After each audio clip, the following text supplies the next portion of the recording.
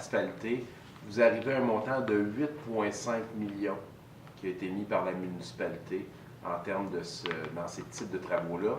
Si vous ajoutez à ça les travaux des promoteurs qui font dans les nouvelles rues, donc des citoyens, des nouvelles familles qui s'installent dans les nouveaux quartiers, vous tombez à 10,8 millions.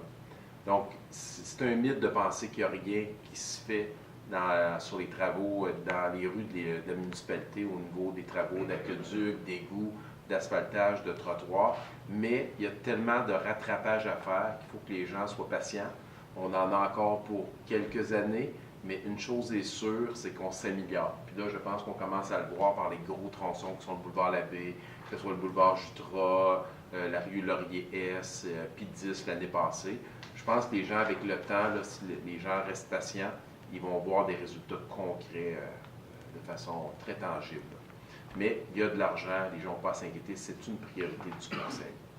Ce qui paye moins, comment ils se comparent par rapport aux autres citoyens du Québec à Victoriaville?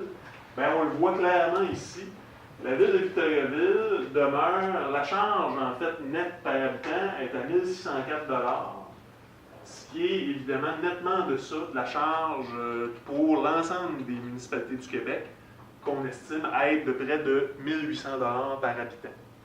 Très fier du travail qui a été fait, je tiens à le souligner, parce que c'est un travail qui est très rigoureux, qui est en même temps une lecture. Les gens se posent beaucoup de questions en ce moment en politique sur la perception que les gens ont des finances. Donc, les gens nous demandent de gérer les fonds publics de façon rigoureuse, responsable et en toute transparence.